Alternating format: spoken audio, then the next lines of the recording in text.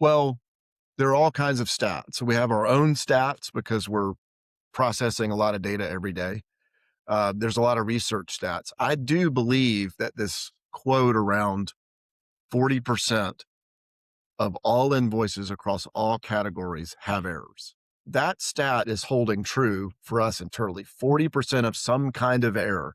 It doesn't necessarily mean that 40% of invoices have a cost reduction opportunity or an error, where they're being overbilled or underbilled, but there's some type of error.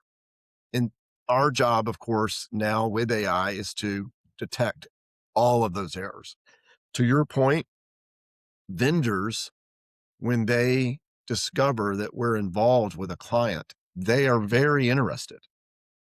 Vendors, we are not acrimonious with vendors. Vendors employ a lot of people. They feed a lot of families. They do want to have more accurate bills and more accuracy and a deeper relationship. So we have vendors that have also adopted SpendBrain, by the way. That sounds strange, but we have vendors actively seeking us out to adopt the same capability for them so that they can have an accurate view of what's going over to their clients. So the world is catching up fast. Yeah, I always love that. It's, you're building this for them with their institutional knowledge and Yes. and working through the product, kind of the process with that. You mentioned earlier that they own the data, and data ownership and explainability seem to be kind of the two biggest terms I'm hearing outside of human in the loop with Yes, AI companies. How central is that to kind of what you guys are doing? for sure. I love that explainability term. So they obviously own their raw data, but they also will own that ontology or brain that we build for them as well. We know that, and now with a lot of clients, we do have to meet with the heads of AI now with clients and educate them on how we're doing this. And thus far, every head of AI has approved us to get involved because of these factors of, hey, it can be yours, you're not locked in. Um, Explainability, and you might also mean traceability there. Every verbal query comes with an answer, and those answers are traceable back to the detail. We even have a patent around how we highlight that source of data that backs up that answer. So we do that. Um, and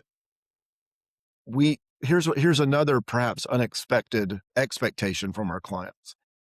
Because they know we've been in business 35 years and we have these experts, they don't want to suffer the delay of us not understanding their industry.